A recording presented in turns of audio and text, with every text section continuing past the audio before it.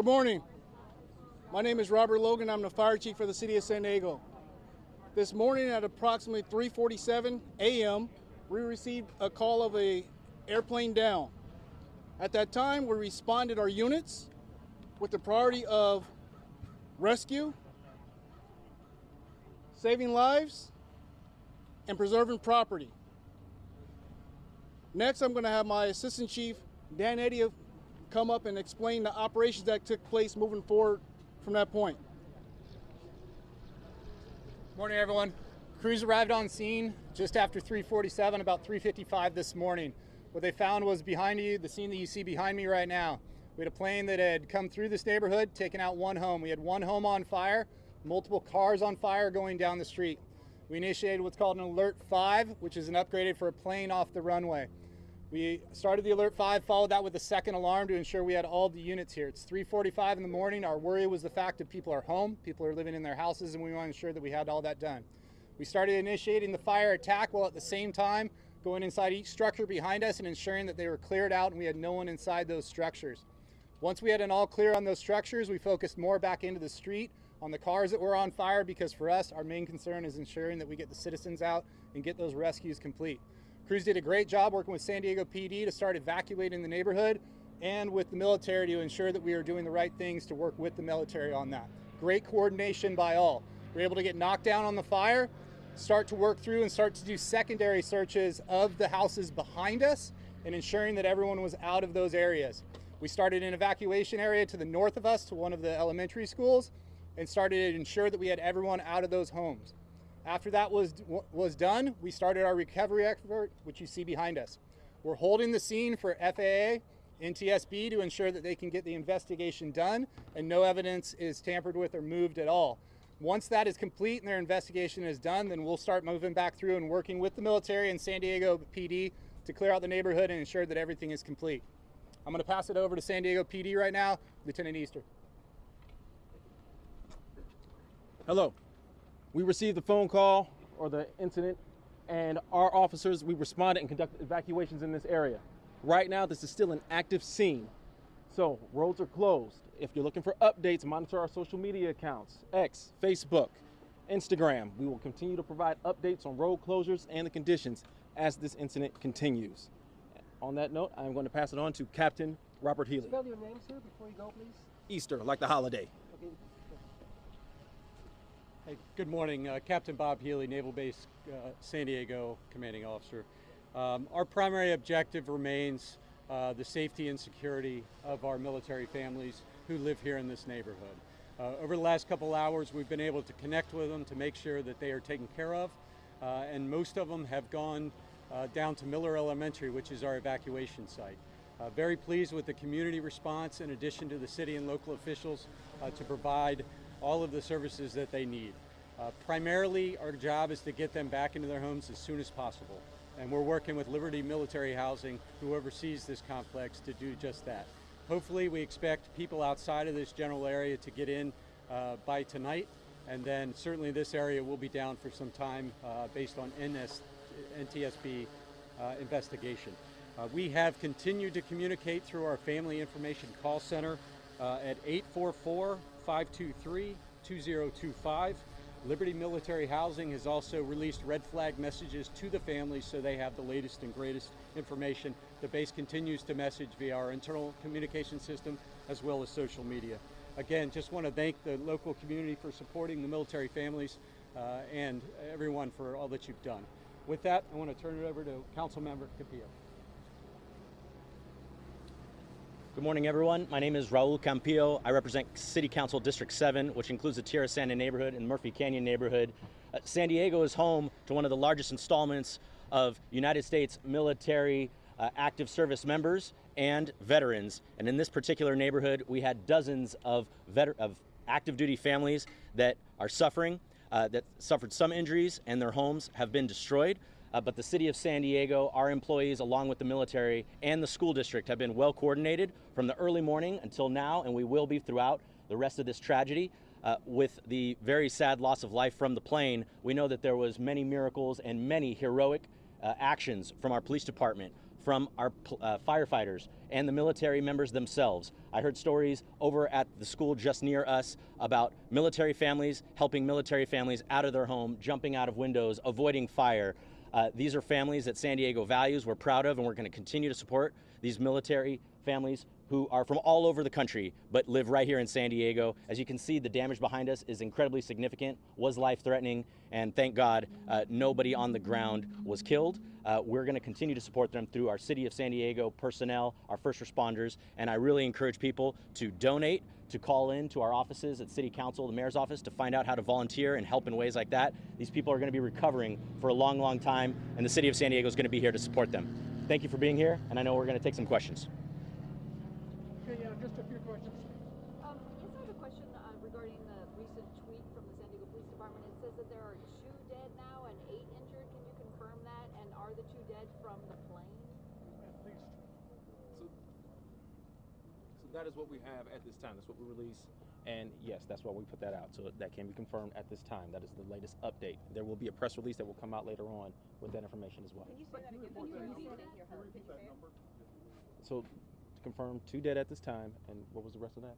And I'm sorry, 8 injured? Yes, confirmed 2 dead and 8 injured at this time. We've lost 2 souls.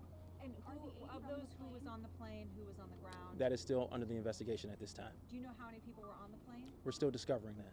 And the people are injured? What are the state of these people that are injured? Critical state, minor injuries? Right now, they're still being evaluated. I can step in on that. Oh, okay. Thank you. On the injuries that we had the 2 confirmed fatalities right now. We do have 6 that were injured. 1 was transported of the 6. The other 5 had minor injuries, were treated on scene and released on their own. So right now, that's what we have right now. The investigation is behind me on the fatalities is still going through. Were all the deaths on the plane?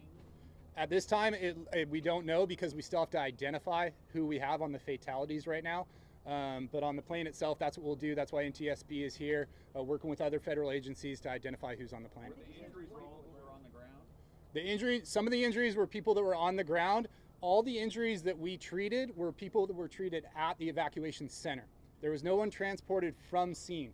I can tell you this, the military families did a phenomenal job as firefighters were getting on scene to help one another, get people out of houses and going. I cannot commend them enough for what they did on scene. For us on scene, we did not transport anyone off the scene. Everything was done at the evacuation centers for any of the medical needs that were done. Can I just clarify? 1 person was transported. Minor injuries was transported from the evacuation center. So, sorry, can I just clarify on the numbers real quick? Because we have, like you said, 2 dead, and then there's been varying numbers with the injured. So Yeah. if I understand it, it's 5 people were taken for, I was told, smoke inhalation to the hospital, and then we have someone who was injured climbing out of a window. So that would be 6, and then 2 people treated for very minor injuries at the scene. So that would make it 8. Is that correct? Yes, I'm sorry. It is 8 total. I was thinking 8 in my mind of the 2 fatalities that were in there with the other one. So yes, it is 8 total on there. Sir, for those of us that are out of town, Say that again, can you explain to us a little bit about the community here? Is this temporary housing for the military families, or is this permanent housing for them? So this is permanent. Yeah, if you want to say what they are. Yeah, great question. So this is a military family housing neighborhood, and we have over about 2,300 family homes that are here in San Diego, and they work at various installations around the Metro San Diego are they region. temporary housing for them, or are they? Well, they are here as long as they're stationed here in the San Diego area, so it could be a year to many years. Can we get confirmation on those numbers again? Yes, Have it please. accurate in how it is, because Yeah. the agencies got mixed up. So how about this? What number did you just say right there? Well, I don't want to. Yeah, I know. That's what I'm saying. That's okay. okay. All right. So we had 8 injuries and we had 2 fatalities. Is where we're currently at right now. So 8 injured, 2 fatalities. One of those injuries was transported. That's our current numbers. We're still assessing. Our main goal as the fire department, especially with the evacuation center, as people who moved here, it could be hours later that people start feeling symptoms or start feeling what they're doing. So we have EMS teams with them the entire time. So that number could change as the day goes on too. There could have been something in the last 2 minutes as I walked up here. But in this current point right now, what we're going to do is follow those individuals that have been evacuated and make sure that everybody's okay throughout the whole thing. Can you Where's the NTSB here? Do you know? The NTSB, I believe, is en route right now. FAA is currently investigating behind us right now as they're walking through the scene. How many homes were destroyed? How many homes were actually destroyed? So the one permanently destroyed is this one right here behind us. We have damage to multiple homes down to the west of us on the street. That damage will be assessed. Our main concern on that damage, I don't know the full extent of the damage because our job is to preserve the scene so NTSB can come in and do the investigation. We removed everybody from the scene, blocked it off right now. We will have better numbers on the full damage of homes after NTSB comes in and starts doing their investigation.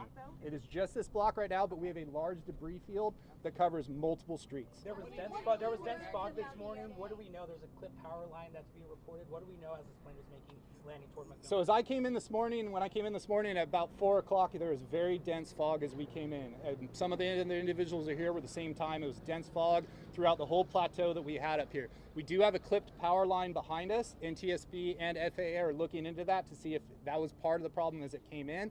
They will have a better understanding of that as they do the investigation. Where is the military family going to be staying in the meantime? I know that you guys had mentioned they might be able to come back as early as today, but where are they going to be staying, especially in this destroyed home? Yeah, we are actively working with all military families affected, specifically within this region, because they may be out of their homes for a while.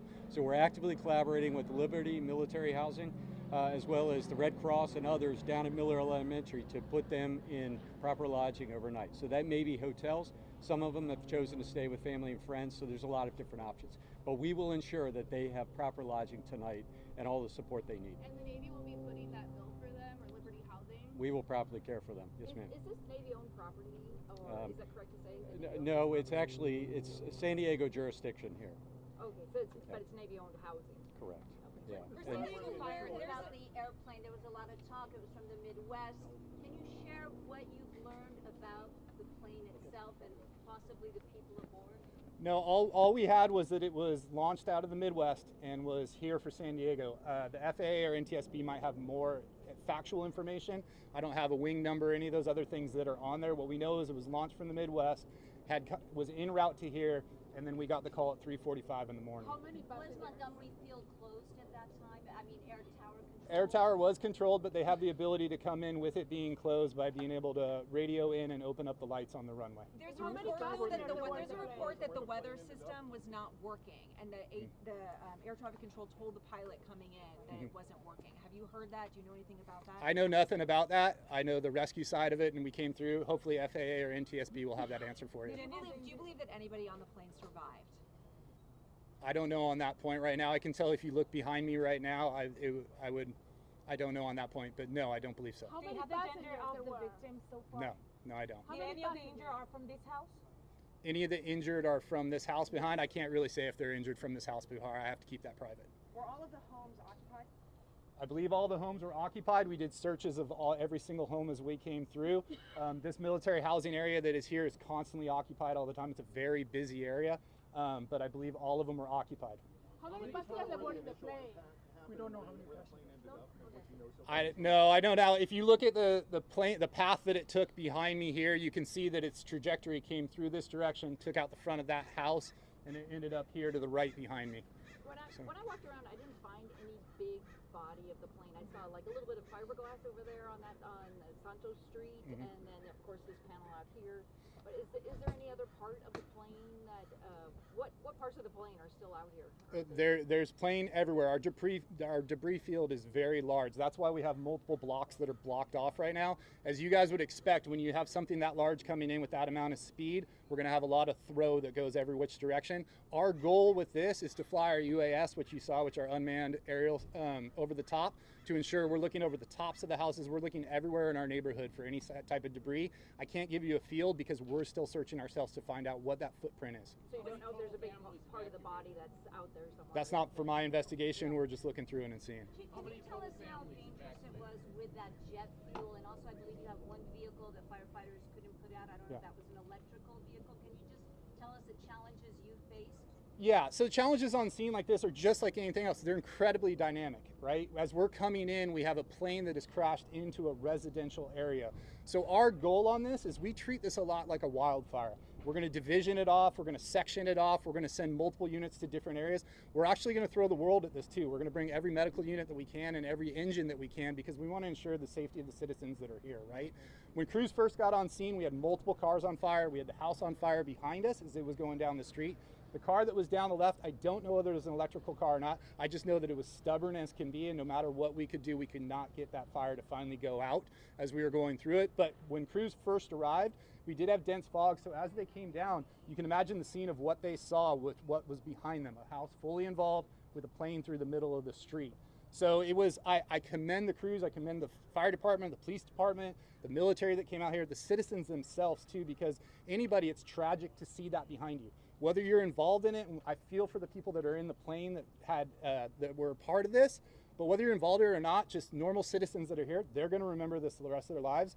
But they did what they always do. The citizens of San Diego are amazing. They came out and covered for one another and took care of one another. How many families were evacuated? I don't know how many families were evacuated right now. We can get you that number lately. Can you describe what it was like for first responders when they first got here, and what was their priority as soon as they got to the scene? So our main goal when we are on scene is life. We want to save life, right? So first crews that got on scene, and the engines that got on scene, found the house on the corner that was on fire, immediately started to search that house and knock down on that house because they know that that's our top priority as we go through to see if someone's in there. Our goal was to get through every single house that we could and search them to make sure that everybody was out. Once we were confident in every single one of those houses being cleared, then we focused back into the middle of the street and started focusing on the cars, property, right? Life is our number one priority, so we're going to go for those first and ensure that we have any sort of rescues that we need to initiate and get them out. Those crews did that with multiple units down both sides of the street, and then you never know. We could have stuff thrown in both directions, and as we go through those directions, we put multiple engines and trucks down our side streets to search those streets too. Was that home occupied? The home was occupied at the time, Do you yes. know how many people were in there? No, I don't. And what happened? What did you hear about how they got out? So what I heard is just like anything. It was, for me, it's a little bit of a miracle, right? A plane hits your house. I don't know exactly how they got out, but I do know that neighbors helped them get out, and that's the beauty of what I love in this neighborhood too. And military looking out for one another. They did exactly what they did to try to help each other. Was it a family? I believe so. And this is a military community. Yeah. How crucial is the fact that they're trained for emergencies, they're trained for complicated things? Do you think that played a role in making sure that they were helping each other and making sure that everybody was safe? I think it absolutely does. I think any sort of that background that you have behind you, right, to help you stay calm in a stressful situation, just like the military, just like San Diego PD or any other public safety that's out there, I think it helped. And so as we came into this neighborhood, you could see that. You could see the love for one another in this neighborhood. When you say it was a family, do you know if there were children in this home? No, I don't. Can you confirm the time of the impact again? We got the first call at 3:47 a.m. is when the first call came into our dispatch center. I have two questions. Does it appear that the plane hit the house actually or clipped it? Or No, that'll be for NTSB to decide when they get here and see if it actually hit the house or not. That's not for us to investigate on it. When my crews first got on scene, they did a great job to just attack the fire and get after it. And did you guys see when you were on scene that the jet fuel, was it in flames just rolling down the street as the cars ignited? I can tell you when I got on scene, you could see about 40 feet to 50 feet ahead of you. So if it's rolling down the street, I don't know whether it was rolling down the street. What I do know is when I got here, I saw multiple cars on fire, and that area was just getting knocked down by our crews. Is there any timetable of when we could hear from the FAA? Because we've been here since early this morning, and we heard that they would come to speak with us sometime soon, but now we're in our third press briefing, and we still haven't heard from them. I don't, not for me to say, I don't know. I do tell you this much behind me that they are investigating behind, and I will try to get someone back here. We'll work with our PIO to get someone back here for you. When do you think it would be safe for people to come back given the strong smell? We did have a clipped power line off our main line out there. We still have good power from SDG&E has assured us that we still have proper power running through the area through here, but yes, it was a main line that was hit. Approximately how many houses were evacuated? Just a number? I don't know. I don't know on that time. It was multiple. We evacuated everything south of here. Every single house south was evacuated. 2 blocks west was evacuated all the way to the 15, and 1 block north was evacuated to us. For us, we wanted to make sure that we had everybody out, so if anything did start to grow or anything changed, that everybody was out of their houses. Someone described it like a movie when they arrived. Can you kind of give us a description of what it felt like, smelled like? You smell this? You smell this right behind me right now? What you smell right now of that burning, that's what you're coming into. You smell that off-gassing as it's coming here with the sun and everything starting to push up. It's, for us, for public safety, we're used to that smell, right? We're used to those types of things that are out there. For the public, I'm sure it was. If you only look 50 feet behind me, your mind would start thinking of things anyway. So imagine that when it was actually occurring. Yes, it was chaotic. This is not the first time that we have a plane crash. compared to the other ones that had been more to eastward, and this being in a community, I mean, how do you rank it? You know, I can't rank. I won't rank anything. What I will say is the amount of incredible work that is done by first responders that come out here, whether it be a plane that's out in the middle of nowhere, whether we have brush fires or anything else. I can't rank a plane crash, because to me that's my heart couldn't let me do that, right? Type thing. What I do know is that when we came out of here, the best outcome that we had for individuals that are on the ground, I feel for the family that is in that plane and what they're going through right now. I can only imagine that. But on the ground itself and the individuals here in military housing, we had one of the best outcomes that I could possibly say that came from this, because when I was coming on scene, I did not expect that same outcome as I got here. Okay, guys, that's going to be enough. We're going to provide more information electronically. We don't have another media briefing planned yet, but we'll let you guys know. But like I said, we'll provide more information electronically as it develops. We can't speak for FAA. We can't speak for NTSB. I'm sure they have their own public affairs officers that you can reach out to. But again, we'll let you guys know. That's one of the reasons why it's evacuated, to keep people away from the smells and whatever hazardous issues there may be here. So it'll, as the chief mentioned, it'll be evacuated and cordoned off for quite a while. So again, we'll release information electronically. Thank you. Is everyone accounted for?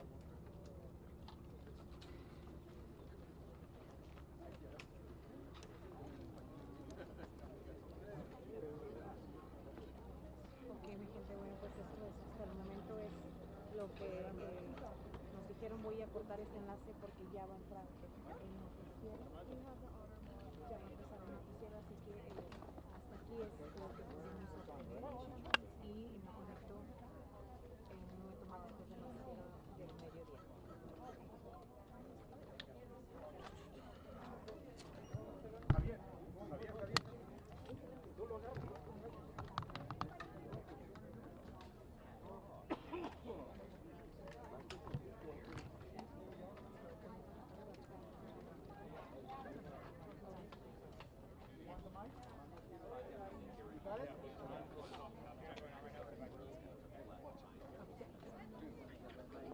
Oh, shit.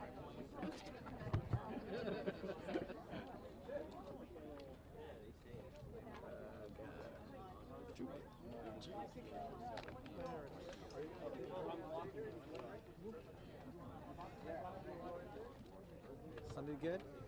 For me it was okay. Yeah. You know, it's not like I had a professional sound guy recording it. Yeah, where are those guys these days? They don't really even exist. They're all gone. You're the only one here. Oh, there's another one right now. What do you do with your house in Rosarito? Do you rent it? Or you guys Uh-huh. Airbnb?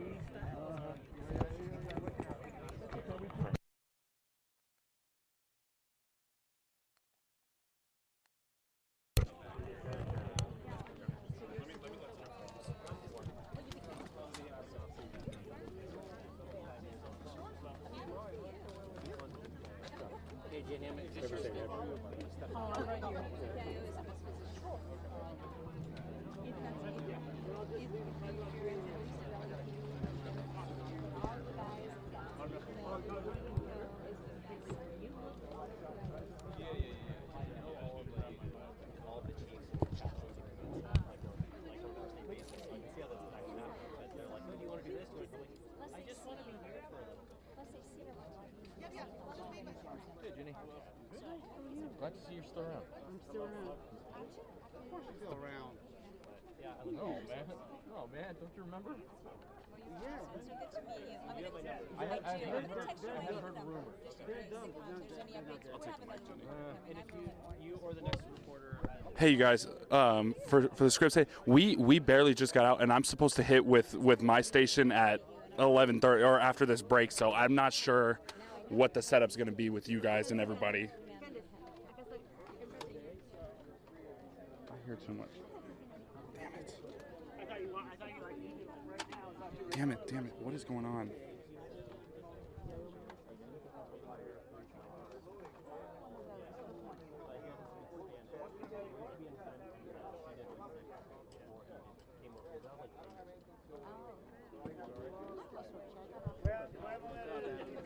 What's happening? Whew. smaller, and then they land here, which is a great market. And then they go up. And then they go up there. I got a job offer here at the US side, but then I started in LA and I couldn't afford the pay, so I held out a while. It's a good community. San Diego's good. I've got a